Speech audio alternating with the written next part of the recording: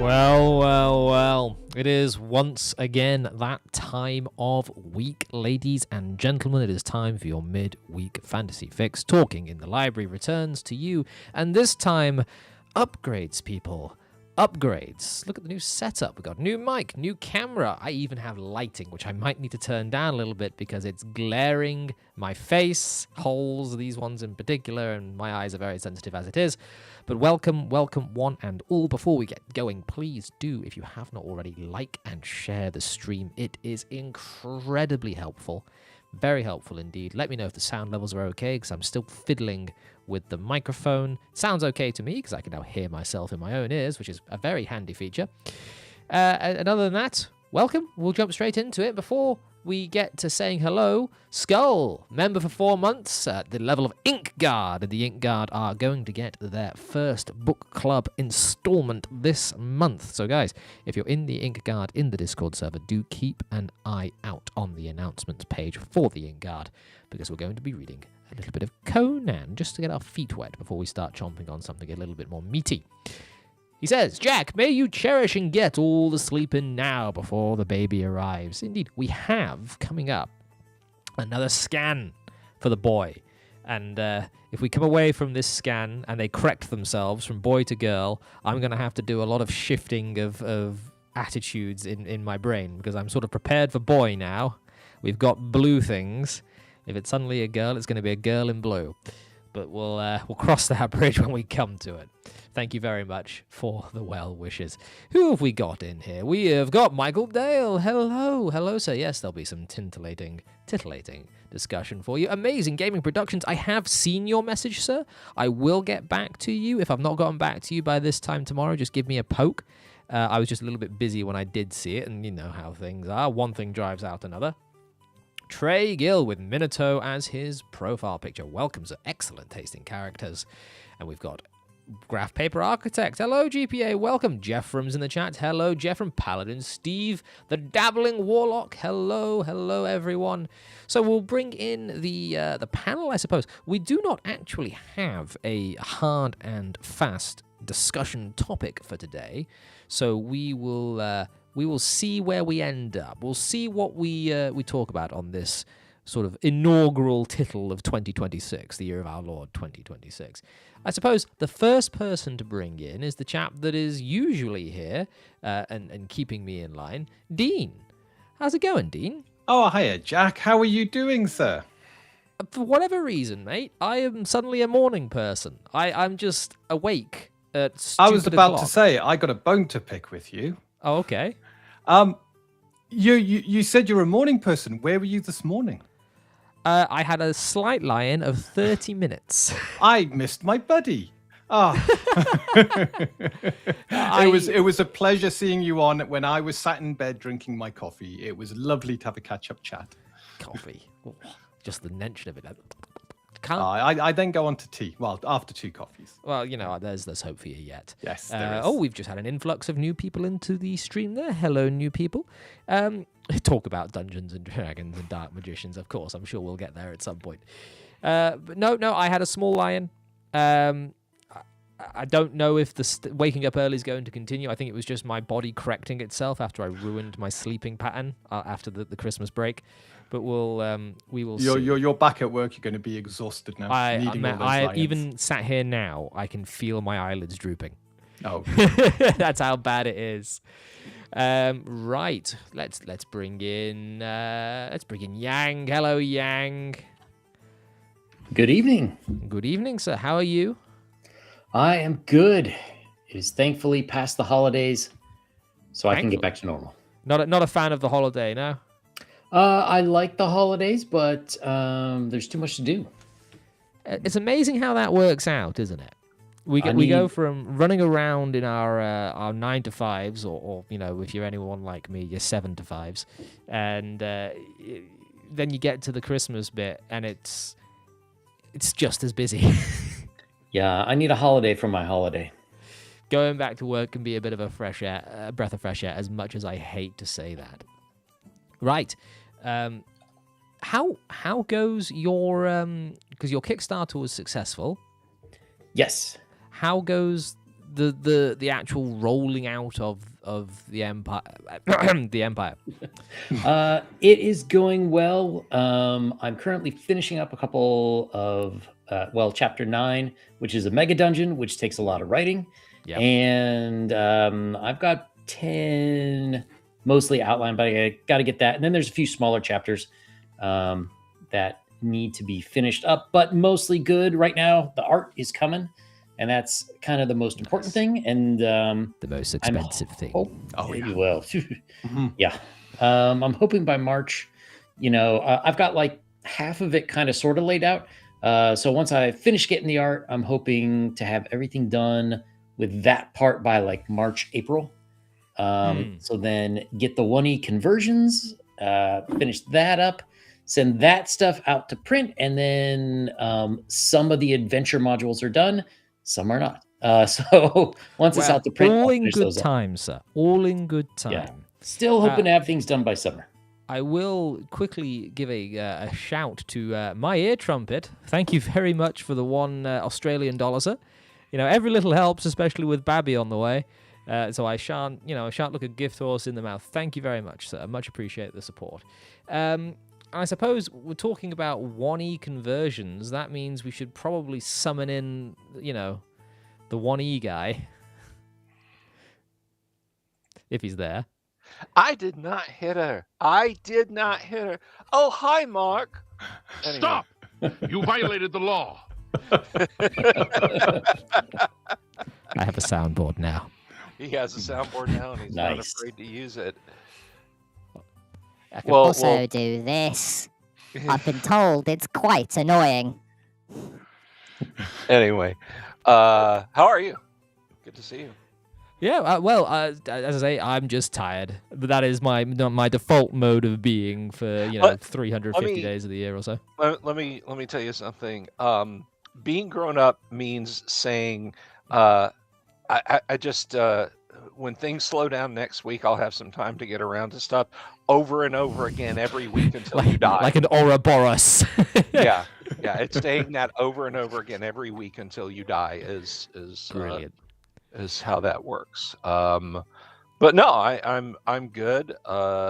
We were talking about holidays and being busy. I learned some hard lessons over the holidays about scheduling.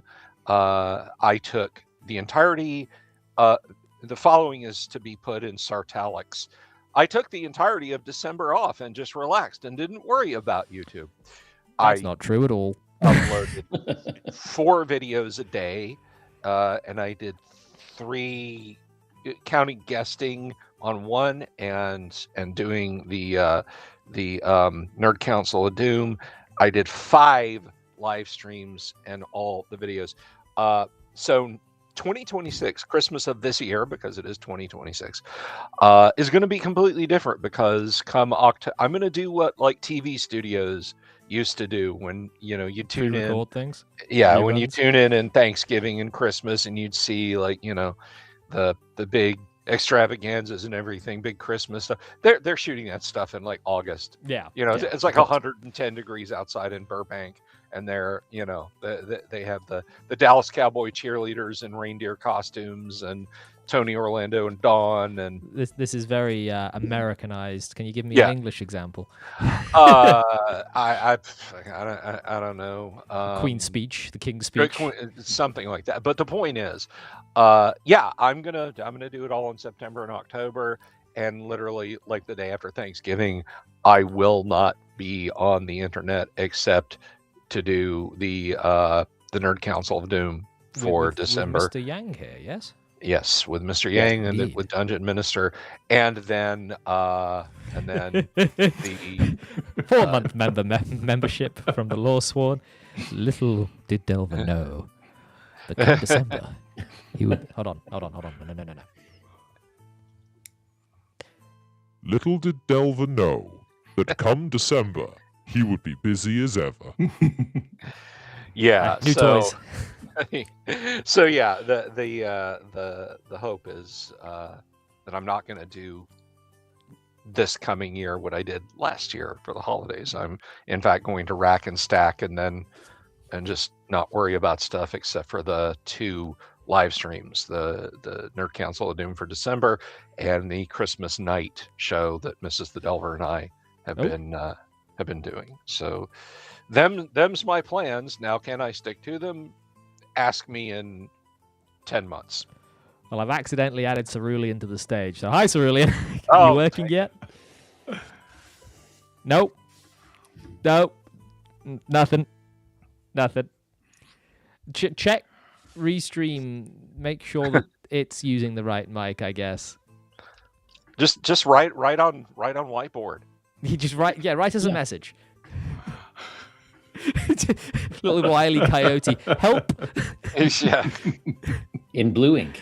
Well, Cerulean's alive, everyone, but he has been cursed by his magical adversaries that seek his wizardly crown, and so they have taken his voice to prevent him from using verbal components in his spells.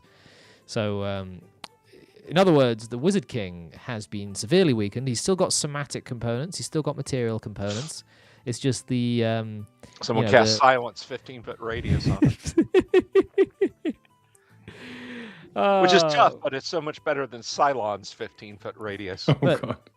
Look, the wife's in chat, Foxy Vixen A. Hey, hello, Cerulean. Long time no see, because you were on quite a few times, and then you were... Well, you're on now, but the people that listen to this after the fact, and I know there's about 100 of you, sorry about not being able to hear one of the guests. You know what? I will say, Trey has just put out in chat here, he can't wait for the Wayward Realms. You and me both, sir. I do have something in the works for the Wayward Realms. Do keep an eye on the space, because eventually I'll upload another video. It's been 3 weeks, but eventually I will upload another video. And it will be of a Wayward Realms nature. Now, they just did a big engine switch back in November? They did. They dropped Unreal Engine, which the community... The community very much went good. Yeah. There's been a bit of negativity surrounding it, but the community went, no, we are happy, actually. Whoopsie daisy. Yeah. We're happy, actually, that the Unreal Engine 5 has been dropped, because it tends to cause a lot of issues. And instead, they have gone with not their own proprietary engine, but they have got that... He's trying to plug his mic in. Sorry, I found that very funny. They've gone and switched to the Wicked engine, which is a lot more CC Sharp based. So they've actually got a lot more minute control over how this new engine works.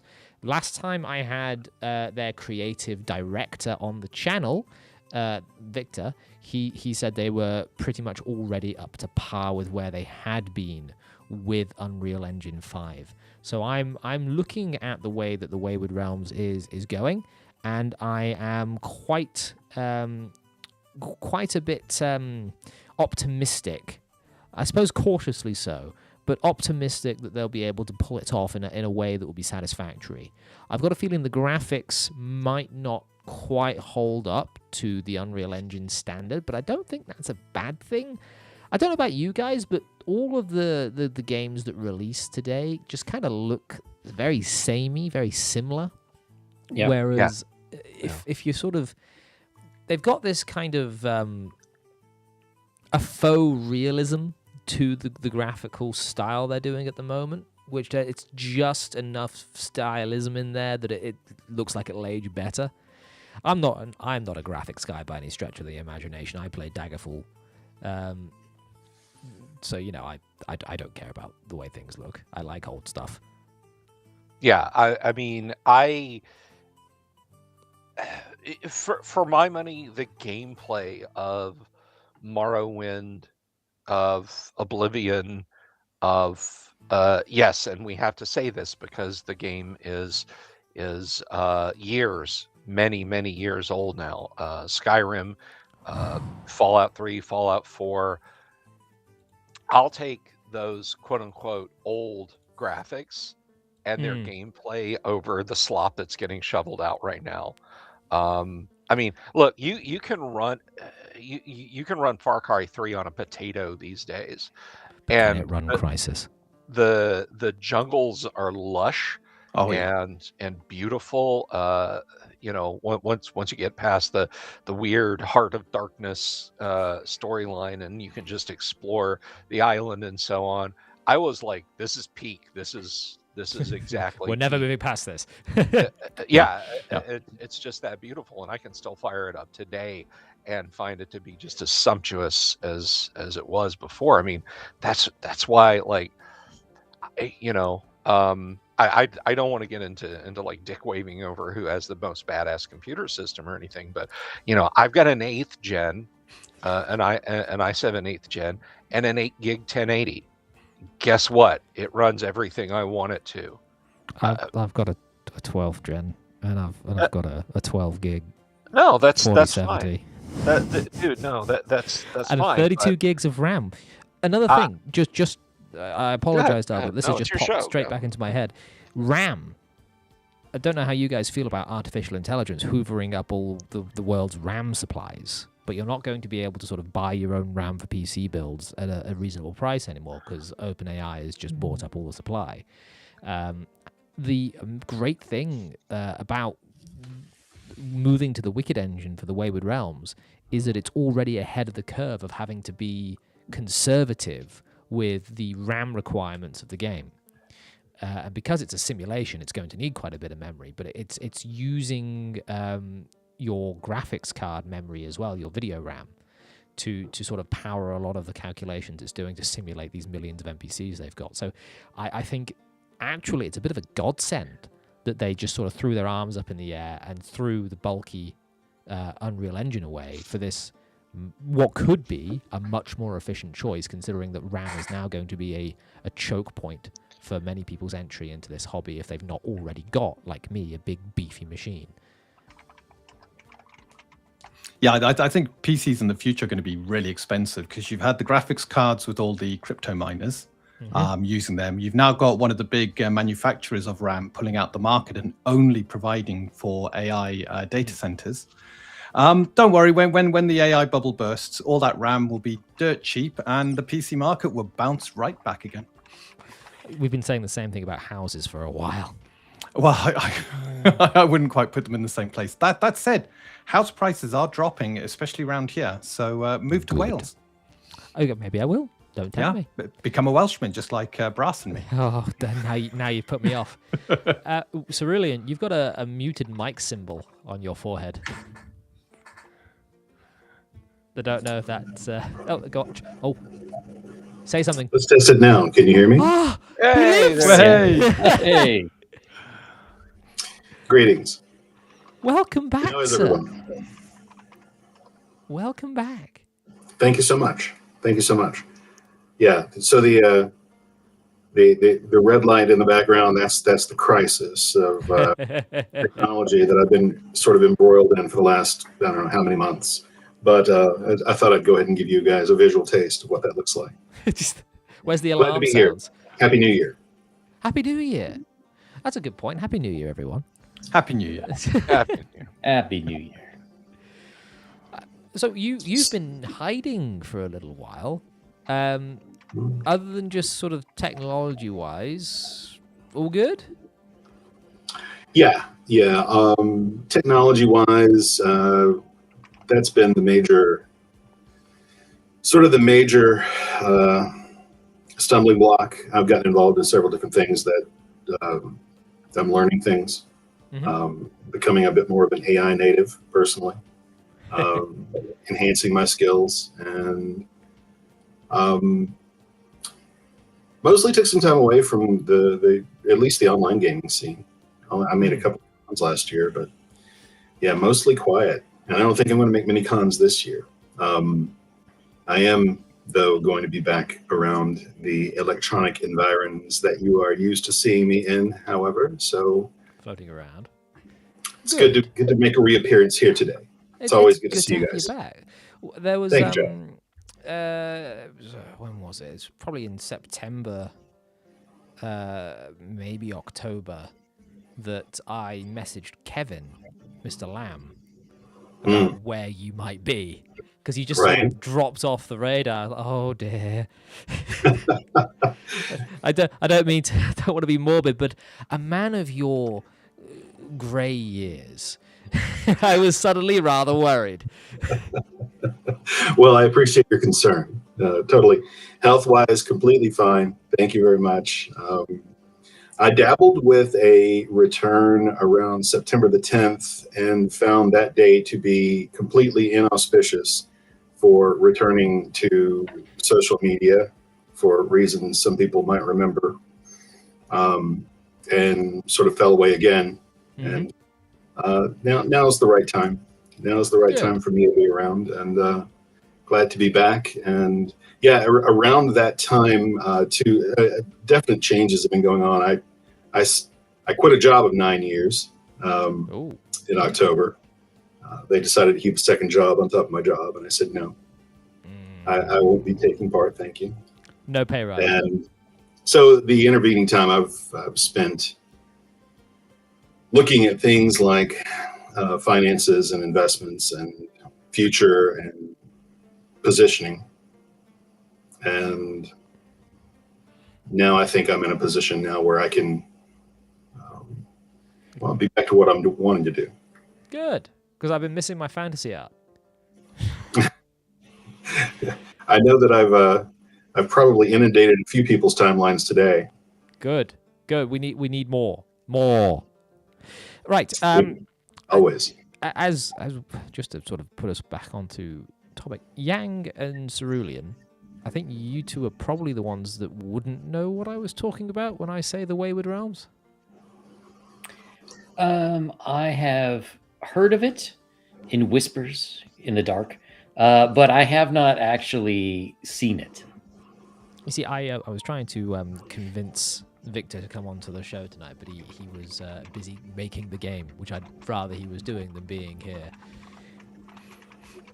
If you've not seen the Wayward Realms, well, all right, boys and girls, it's movie time. I hope everyone's sitting comfortably, because we're going to grab the Wayward Realms gameplay trailer, and we're going to play it on stream. Get my popcorn. Here we are. Let's do this. Do that. Here we go.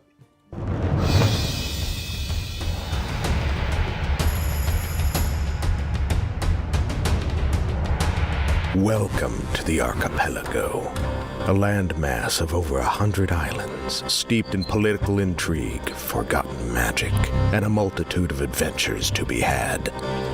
Ours begins on Ijar, a remote island in the northeast. Yeah, here it is, yeah?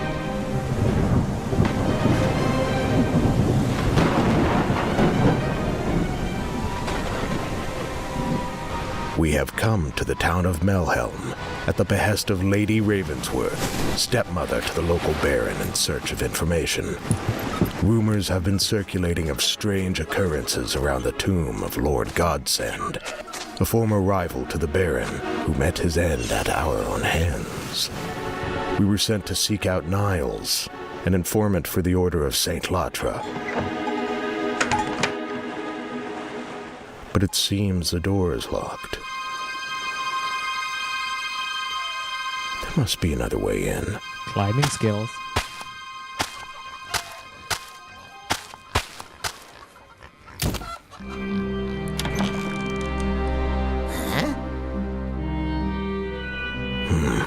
Not the friendly sort. Maybe he just needs a little convincing.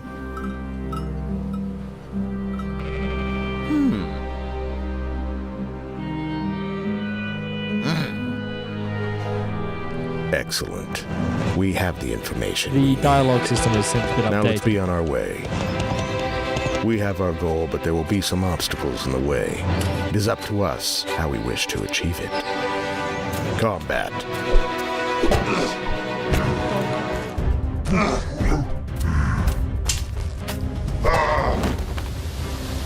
Swords have Stealth. collision with one another.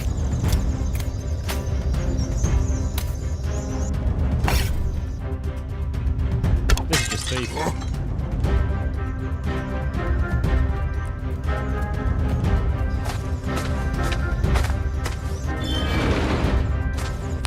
Magic.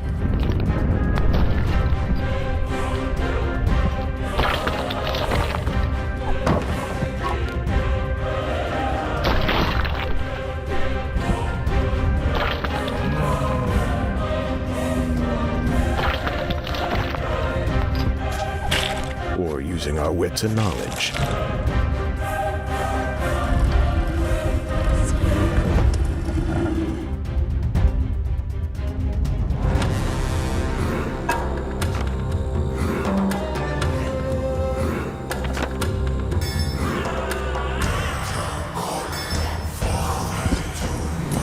Actual puzzles, not those dumb claw things. Of course.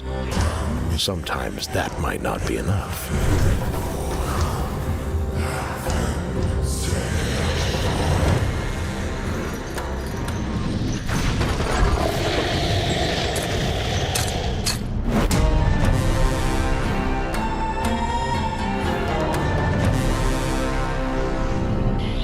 I'm sorry. You say you would rather just spend your time fishing? Oh, brilliant. Oh, Delver's been maximized. Delver is maximum. Big Delver. That is the way of the realms. That's a little old now, the gameplay reveal trailer, and that was on the Unreal Engine. It's now changed engines, but it's they're getting back to that point. What did you think, chaps? In fact, you know what? I've done a big stream on this with Delver before, so I'll ask Dean, Yang, and Cerulean in particular what they think of such a trailer. Well, my first thought is it looks nice. It reminds me of older fantasy type games. My first question is, am I going to have to be online? No. Even if it's single player? Oh, okay. All right. See, now I'm much more interested. As far as I'm aware, no, it's offline. Single player only experience. Excellent. Yeah, it looks cool. It's something I would definitely want to know more about, and hopefully there will be a Mac version because I don't have a PC. Oh, you're buggered. I don't know about Mac, to be quite honest. I don't know. Honestly, I don't know. Shit, I could ask him and see if he's online. Will there be a Mac version of the game? Question mark. Right. So, I've thrown myself completely. In fact, showing that trailer again has just shown that everyone that watches this show isn't really interested in the Wayward Realms side of thing. They just want to hear about the TTRPG side of thing because we lost about 8 viewers. But Cerulean, what do you think? So it's a beautiful looking game. The graphics are pretty superb. The fighting looks interesting, if not perfectly smooth. But that's so. Did you say this is based on Unreal Engine? So it was. This trailer was done on Unreal Engine 5. They have since dropped Unreal Engine 5, and they are now doing it on their own version of the Wicked engine. So Wait, Jack. Are you telling me that they didn't just stick with Unreal Engine and make a bunch of social media posts about how people should just cope and just learn to upgrade? And I will say, no, I realize you're making the funny. Yes. But to just put a serious point to it, no, they did not do that. And in fact, I can't really. I'm not been paid. I'm not sponsored. I do have a friendly relationship with the devs now, so I suppose you can say that I am biased in that way. But from spending time with Victor especially, I can say that the team is actually very passionate about what they're doing. They're very friendly, very open, very honest, and they've been throughout the entire development cycle incredibly transparent with the issues they faced, because what they're doing is they're not necessarily creating just a first-person RPG in a handcrafted world. No, the map size, the archipelago, is 2.5 times the size of my country, Great Britain. It is a spiritual successor to Daggerfall, so all of it is procedurally generated, and then they go in with a fine-tooth comb to make sure it all makes sense. So what they've done is created a massive, living, breathing, simulated world where they have millions upon millions of NPCs that they are now successfully simulating across this entire map, which is 2.5 times the size of my country, Great Britain. In fact, the starting island of Ijar, which is where the early access will take place in, early access releases in June, is I think the size or bigger than Skyrim in total. So you've got this massive undertaking, and they've all been incredibly transparent with the issues they've had. And one of the issues they had was the Unreal Engine was just too clunky to fit the systems into it that they wanted. I think all it was handling before they dropped it was some of the weather systems and one or two of the graphic systems. The rest they just removed entirely and done themselves. So they have ported all that over to Wicked, and I think it's been full steam ahead since then.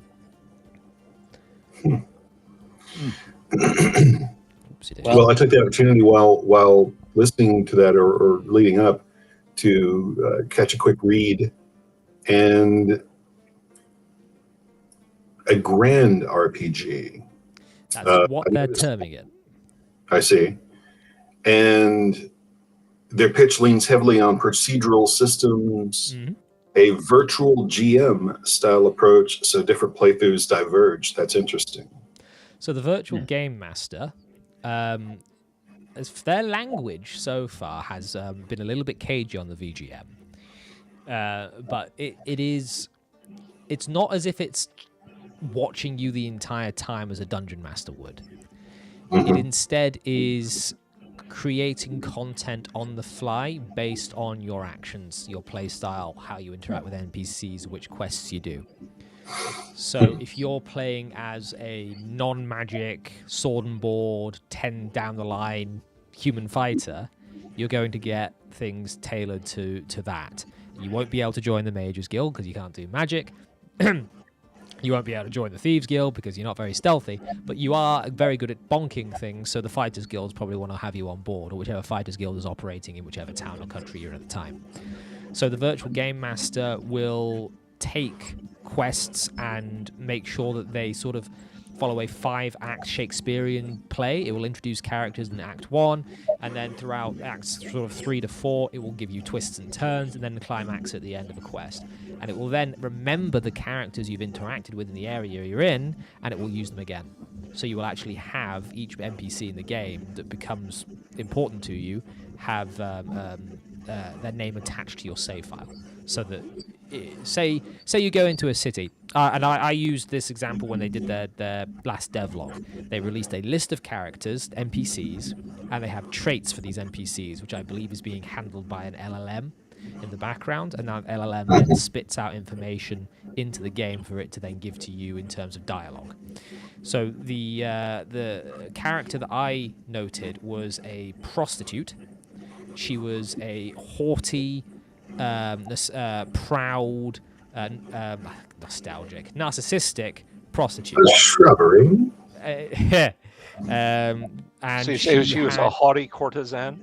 She was a haughty courtesan, but she also had a insight, or she had rumors and gossip surrounding I think it was the Rug Makers Guild, a merchant's guild about making rugs. Which I can only imagine, if I was an LLM, I would see that and say, well, she's acquired this information from some aftermarket pillow talk. I can then imagine using her as an informant to go and do the dirty with ye olde merchant over there and bring me back any information that he might spill in the meantime.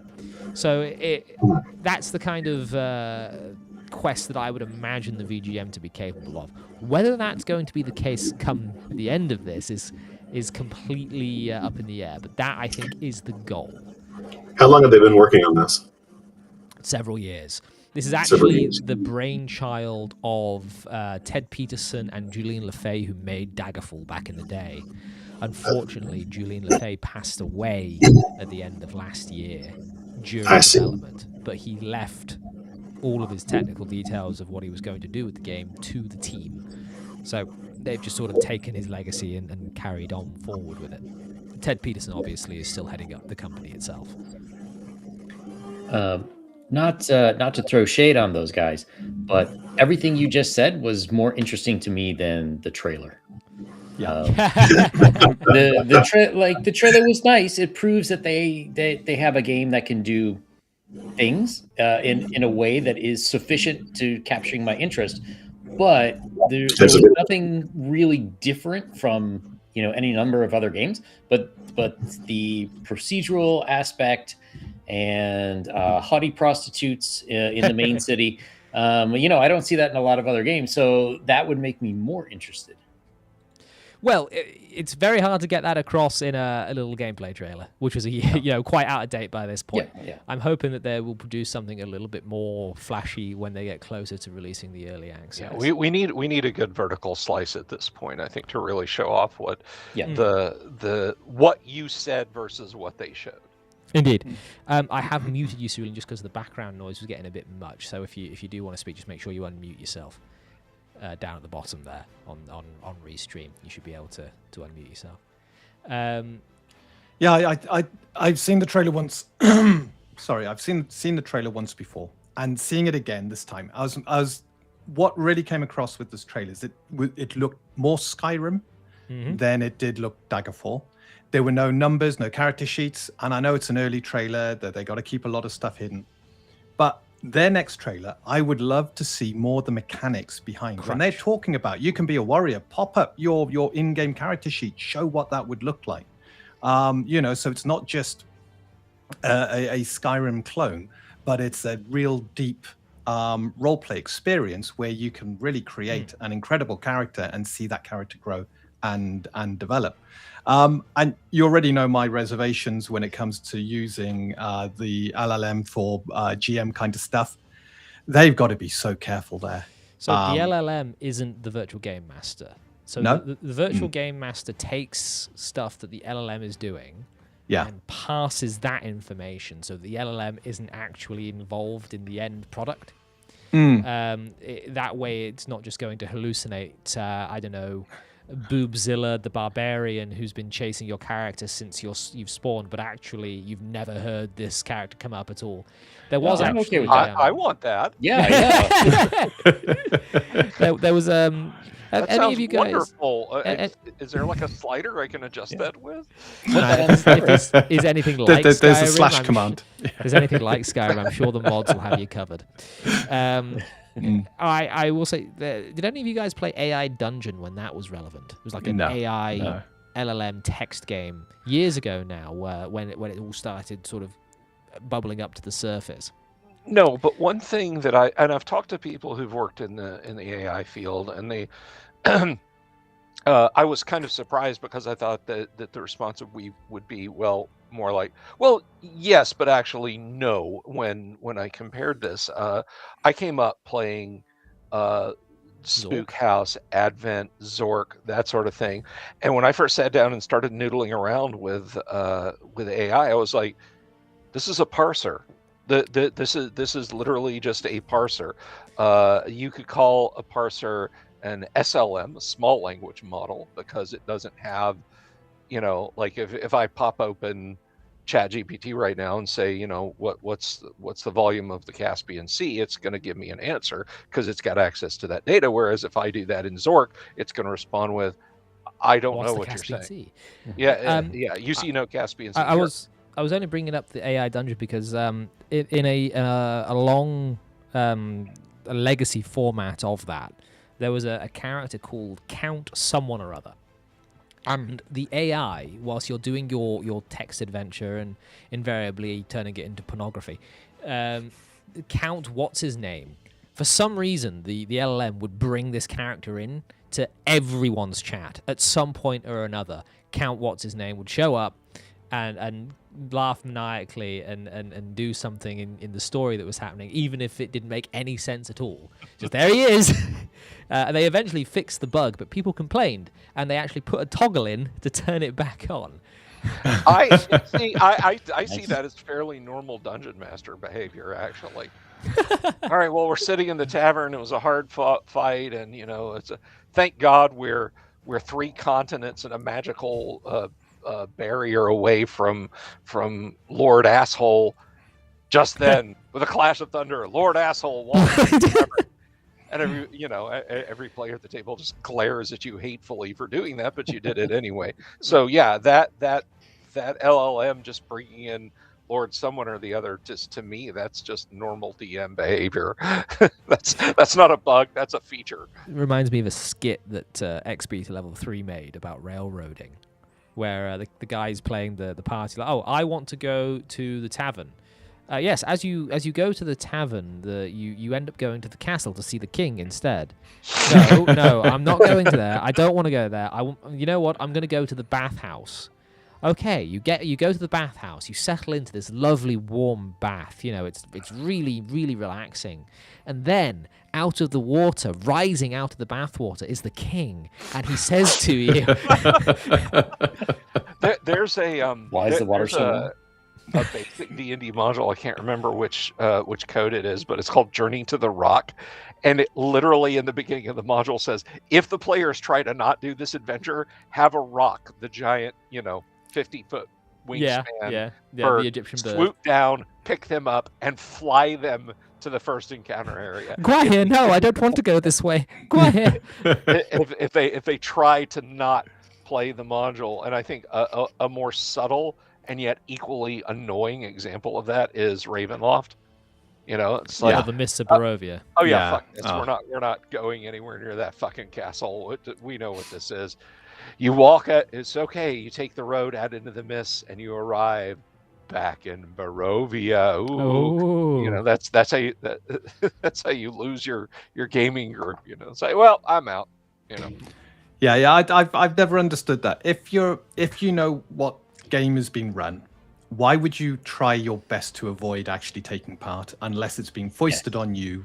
I had a GM who they wanted to run Dragon Heist when it came out, and we were in the middle of Storm King's Thunder, a strange version of theirs. So we're up in the now it's Dragon Heist. Yeah, in the Savage Frontiers, and he had us returning to Waterdeep just to do the Dragon Heist module. And as a group, we went, look, can we just finish this first? Do you not like Jalaxle? No, we just didn't want to go to Waterdeep. It's a terrible place. It's a silly place. It is. It is. We'd done too much. I just finished running the Tyranny of Dragons, and that's set mostly in Waterdeep, and we were all fed up of Waterdeep at that stage. Throughout my version of Tyranny of Dragons, they wanted to go to Waterdeep, and I put an undead horde between them and the city. It's like, you're not going to Waterdeep. But doesn't most of it take part in Waterdeep, though, where you form the council? After the roper that spoke to them, I threw the book away. Oh, right. I ignored that. I played the roper as a roper, and it roped them. Oh, yeah. It reminds me of a Nightmare DM story. Yeah. Well, tell you what, since we're on this topic, we'll start with Cerulean, because I muted him rather rudely earlier on. He can unmute himself to answer this question.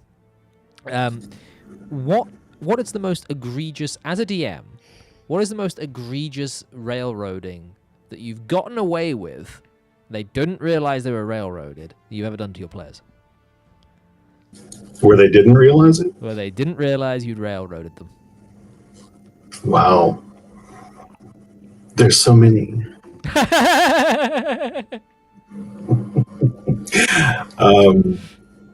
Egregious. Man. We'll come back to you in a sec, Cerulean. Yeah, give me some time to think about that one. Well, there are some things in Empire of the Undying Sun. Should the DM choose to use it. However, I believe in the carrot and the stick, and what you're usually thinking of railroading is the stick. So you want to give them like some incentives to stay around. Like, I've got one part where there's a tournament, and they get it's more money than you've ever seen in your life, and you get to ask a god a question. Like, who would say no to that? I'm sure someone would say no to that. Exactly, and that's why there's sticks. No, but if you what's an example of a stick? stick? Give me an example of one of your sticks. There is the option at the end of level 1. If you were part of a heist on the wrong side of the law, and you get caught, you are put in jail, as you should be, and then you are potentially let out on work release, basically, to do other adventures for a while until you work off your debt. That's cool. I like that. I might nick that. You thought yet, Cerulean? Or should I get a Dean? Dean? There are a lot. And if the Brosa get a hold of this, they're going to be very upset. They are. I think the most egregious one I've ever done, and the party were kind of aware of it, was having a hole open up underneath one of the party members, dropping them into a complex below, and there was no way that they could get the party member out. So it was either leave them there or join them down this one-way chute. I hope they chose leave them there. No, they didn't. They decided to join, and thus that part of the adventure. And it was a bit of a side bit. They're on a big long quest. I came up with this idea. It was a second ed days of a small little dungeon, and I thought, this is really cool. I want them to play it. How can I get them there? This will do. So I gave them the shaft. Not so much that. Stop! You violated the law. That threw me completely. Cerulean, shall I go to Bill? Do you want to have a go? Go to Bill. I'm still thinking. So my favorite kind of railroad? One that you've done to your players and gotten away with without them realizing. Oh, one that I've done to my players and gotten away with. Oh gosh, let's see. Not too many in D&D that I can think of. I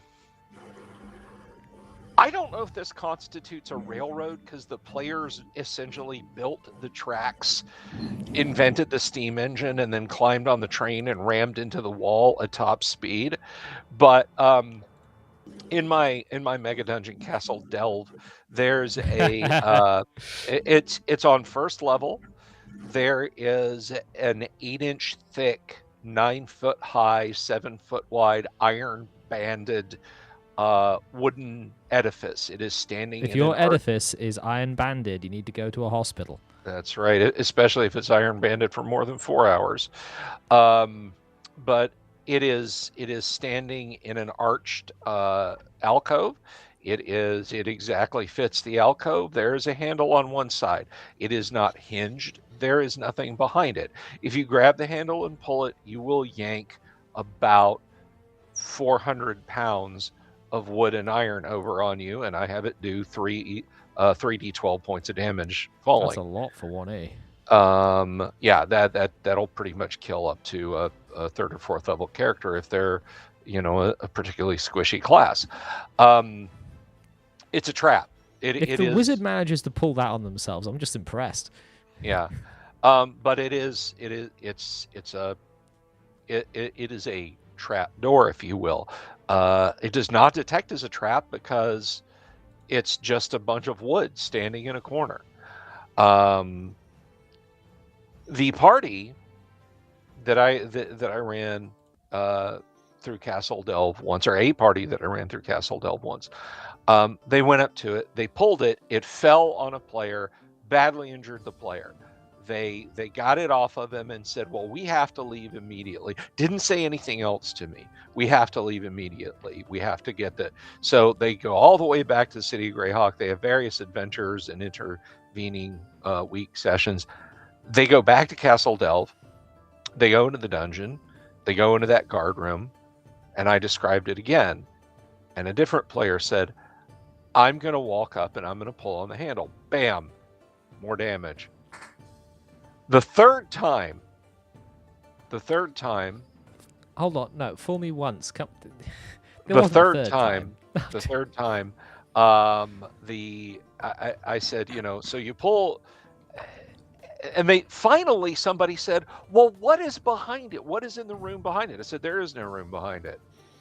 It's literally a wooden slab. It's an iron banded wooden slab standing in a corner. And you do notice there's a nail holding a bit of parchment. And and then they spent time detecting traps on the parchment and read magic and so on and etc. And they finally take the parchment and they read it. And I said, it says, I was wondering how many times you people were going to do this. And of their own accord, I never gave them instructions to do that. I never told them, there's no way through the dungeon except to pull this down and a character down. They did it themselves. I just put it there. They said at that point, they said, we're going to take out our axes, our swords. We're going to chop this into pieces and burn it. And they did. So if I ever publish Castle Delve, there will be this inexplicable 9-inch deep alcove that looks like a door is supposed to be in it. But why not pull it open with a length of rope rather than... I don't know. I was thinking that, yeah. I think they may have on time number 4. I think the first 3... They learned the lesson. Character injury, and then they finally opened it with some mechanism. But yeah, there was a note on the back that I just said, there's a note on the back that said, how many times were you people going to do this? Brilliant. But that is the closest to a D&D railroad I've done where they didn't realize that I... But I wasn't really doing it. It was not intentional on my part, but they thought they had to. They felt like they had to find out what was in the room, and it was just, a blank Death, wall behind. Pain, suffering. Yeah. I'm reminded, of course, the great Oglaf strip, overthinking. We all know that. Yeah. So. Let's see if Cerulean's got his example yet, because I am flagging a little bit myself. Okay, so yeah, I had to think about this for a bit because the only recent game mastering I've done is around very recent is around an adventure that is sort of still having its rough edges sawed off of, and I'm not going to use anything from that as an example. But I'm going to tell you the philosophy that my mentor taught me when I was early in my DMing years. But a wee pupil at Hogwarts. Trying to railroad the party as long as you never let them see the rails. Yeah. And the trick with that, I've always found, is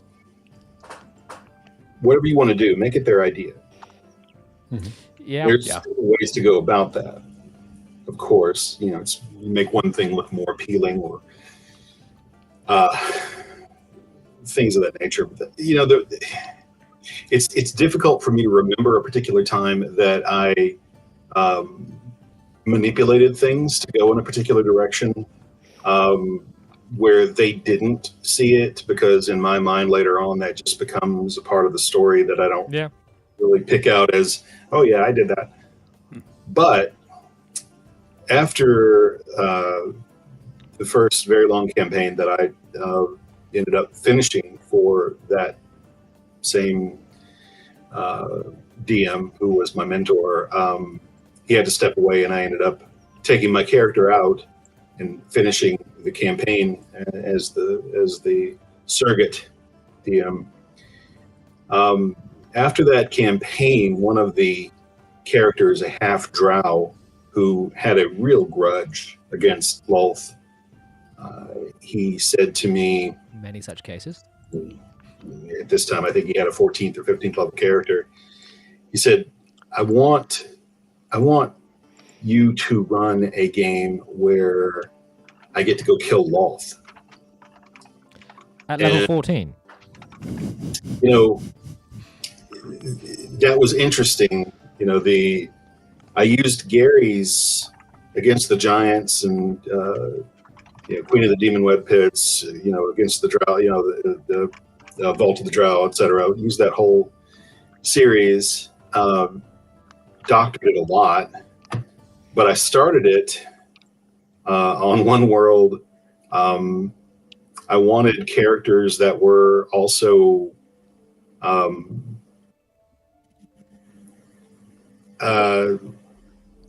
in Toril, and of course I moved the module to Toril. That was there was a whole lot of horde of undead between them and Waterdeep in that move. I just sort of this is going to go, and I think everybody was on board because it was at the beginning. I'll tell you the thing that I did at the end, though, that I couldn't stomach the ending, that one of my more he liked to play evil characters, and he just had the evil bug. We had a paladin in the party that the character that he was playing was a Clavdra, right? I brought a Clavdra into the party as an NPC that this friend of mine came in and played. He wanted to kill the paladin and as a death knight, and I was like, "You're not going to do that." But No. technically, probably could have done it because they did kill Lolth, and the upshot of that was that I let Clavdra. My theory on Godhead was that if you kill the deity, then you can take on the power of the deity. And so Clavdra became Lolth. Very Elder Scrolls, mantling. Didn't finish that game. I should have just let him do it. Because I talked with the guy running the Paladin later, and he's an interesting cat to be playing a Paladin because he loves the Fall from Grace. Dead and everything. Yeah. He's like, that would have been great. Let it happen. Opportunity missed. I don't know. There's a lot of stuff back there, but it's in the murky, misty past, and that's one of the things where I just put my thumb on the scale, though. And I in hindsight, I kind of wish I hadn't. And to have regrets about that. I will say, it's a verdict I changed with this particular topics.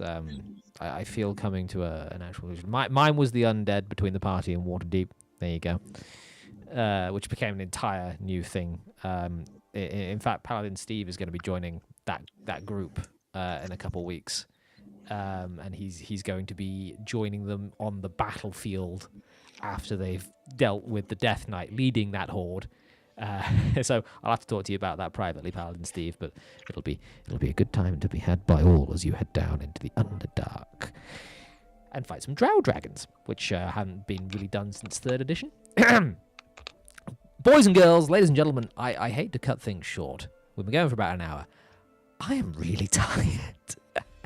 So what I'm going to do is I'm going to ask Delver, then Dean, then Yang, then Cerulean to give them each of them a 1-minute pitch. However, gentlemen, I'm going to ask you to pitch for the guy that is after you in the order. So Delver, you're going to pitch for Dean. Dean's going to pitch for Yang. Yang's going to pitch for Cerulean, and Cerulean will pitch for Delver. And we'll start with Delver pitching for Dean. Ready? Go. Dean of Everay Games is likely one of the most brilliant and gifted up-and-coming games designers out there. He and his wife have shown excellent clarity of thought and taste because they have decided to come on one of the most popular TTRPG live streaming shows. Really, you have to be like a fourth dimensional chess genius. Stop! You violated the law. An appropriate use of it. No, the interactions I've had with Dean here through the show here, Jack, and of course he and his wife over on X and so on and etc. have been a ton of fun. I love interacting with actually genuinely creative people, and Dean is amongst that esteemed group. So absolutely, guys, what they've got going on over at Everay Games, check that out. You need it. You need it on your tabletop. You need it in your games. Very, very nicely done, even if there was a little bit of cheatsy doodling there. Dean for Yang.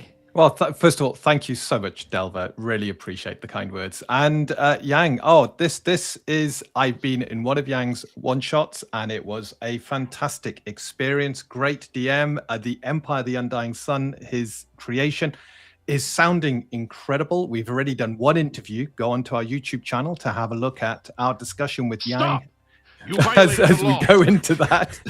And coming up, we're going to also have another interview where we look at the 1E conversion of his system, and that will feature the Delver as well as we dig deep. You violated the law. As we dig deep into Empire: The Undying Sun, both in 5e, 1e, there are late pledges currently on Kickstarter. So if this tickles your fancy, get over there, do a late pledge. You can't miss out. I am linking their YouTube channels in the chat there as they come up. Yang for Cerulean. See if we can be the first person to not break the rules. Okay. Well, I do not know Cerulean Rex very well. However, just from today's show, we can clearly tell he is a man with great depth of experience in tabletop role-playing gaming. A man who knows that railroading is just fine if nobody finds out about it. And it seems like he has his methods for which to make that happen. Don't mind the man behind the curtain. Hopefully he will appear on my channel, which is at Young Anjao 4. Stop! And You violated the law. hopefully we'll have him on and we'll have some talks about great classic gaming and hopefully what works well with You didn't mention the beard. modern audience. Well, I mean, the beard just speaks for itself. Yeah, it does. We ascertained on an older stream that Cerulean is the beard. The guy that's attached to it, we're not sure who that is. He's like a Pac-Man ghost. Anyway, Cerulean for Delver. Indeed. Perhaps the only person on the stream with the keratin production that matches mine, only his comes from his head.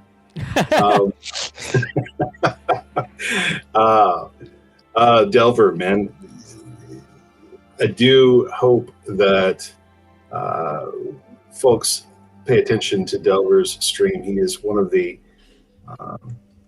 one of those connected to those days and those origins of Lake Geneva, and we should pay homage and pay attention to what Delver has to say, and certainly in his stalwart defense of 1E. So I will let him take it from there. That is probably the best one of the lot because he didn't break the rules. Boys and girls, I have been the Lost Scholar. If you have not already, please do like the stream and subscribe. This was a bit of a much ado stream. We've just sort of had a chat, had a hangout. It was good times.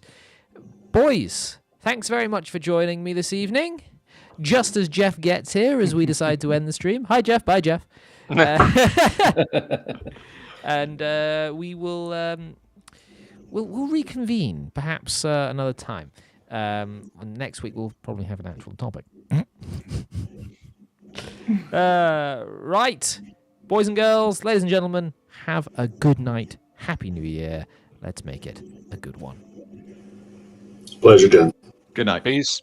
I